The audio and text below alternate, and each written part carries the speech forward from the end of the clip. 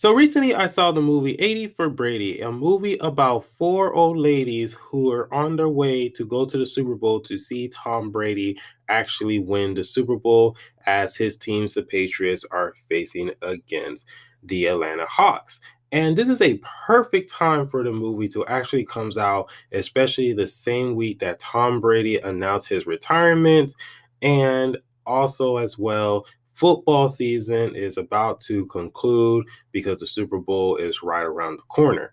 So this movie was heavily a comedy movie, and its demographic was more towards everybody because everyone can actually watch this movie, but it was heavily focused on the female side and probably the older side of the females because this was a chick flick movie that was in the realms of a good movie, which I mean good in the realms of okay, because it did have some flaws, but it was okay due to the fact that it had a runtime of 90 minutes. So you had to do what you had to do for that length of a movie.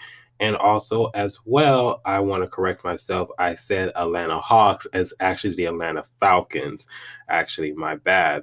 So, in the movie, it starts off with the four friends, and of course, you have the generic bunch. You have one that is horny, one that is sick, one that is married, and one that is a widow. So, out of our four main characters, the story focused on the sick one, which her name is Lou, who has cancer 16 years ago.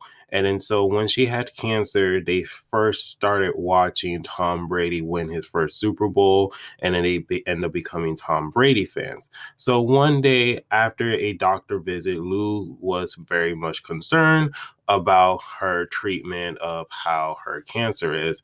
So one day after watching the Patriots game, they decided, hey, let's just go to the Super Bowl because it's one of her dreams because she's afraid that the test results will become bad news.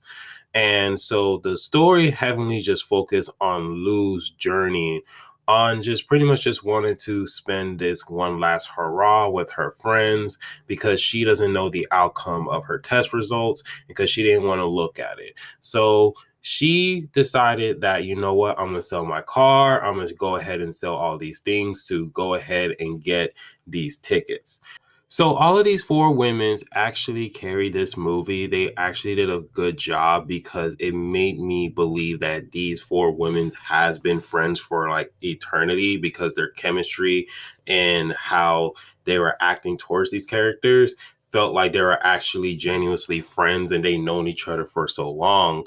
And of course, the one bad thing, well, one of the first bad things about this movie was Tom Brady's acting. It is not his fault because he is not an actor, even though the movie is mainly focusing on him winning the Super Bowl and his name is on the title of the movie. But, you know, his acting was not that good, but you know, he did okay. He did okay. He did decent. He did a very, very decent job.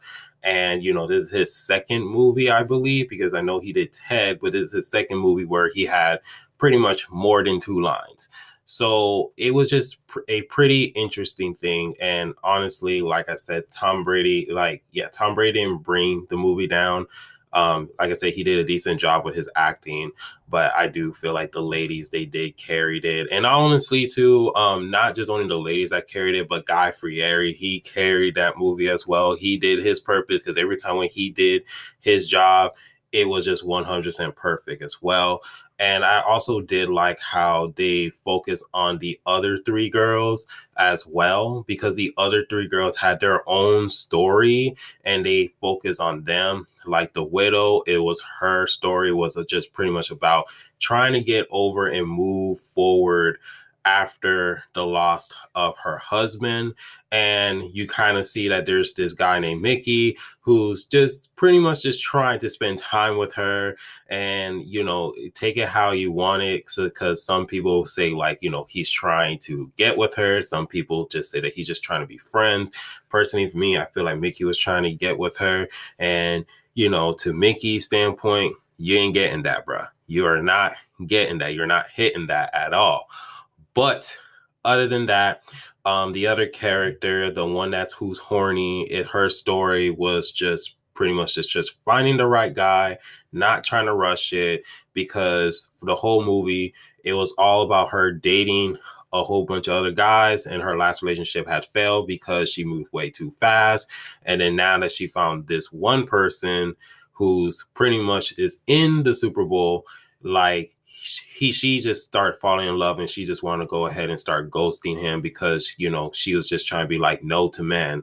But later, now she has a new boyfriend and everything's all. Plus, I also like that the fact that she liked it Gronkowski more than Tom Brady than the other group of her friends, and how she made a book. And I did like how in the movie she's one of like the best-selling books, because when they went to the NFL experience, you see all of her books and everything else, and she has this huge fan club. And there was one joke that there was this couple that was saying like, "Oh, we read your book, it saved our marriage." Like, I was just bust out laughing. Like, I was like, what?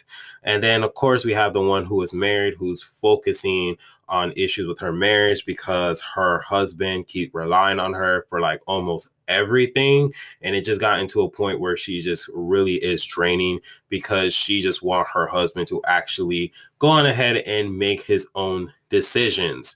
And so she is just in a whole spiel of that, spewed with that. And so they were able to work that out. And it was just a very sweet thing. And honestly, for me, like, her trying not to be funny out the movie, she was like the most funniest one, because they were just like, like, Betty, it's a fanny pack. And she was like, no, it's a strap on. If you put it like this, it's a strap on.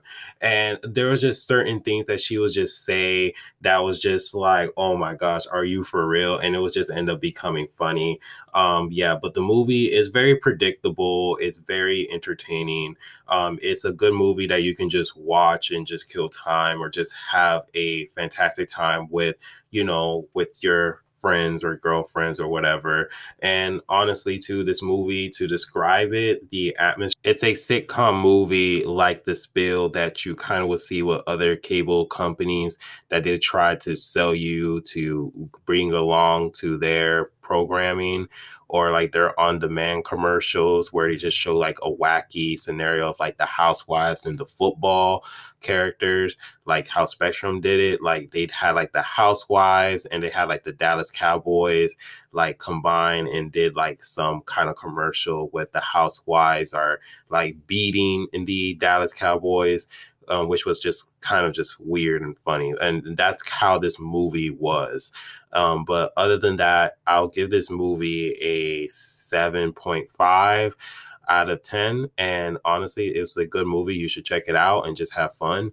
And if you guys do like the video, please give it a like, subscribe, and remember, always be decent. It's the Monotone Man. And hope you guys have a wonderful day and be safe out here. Peace.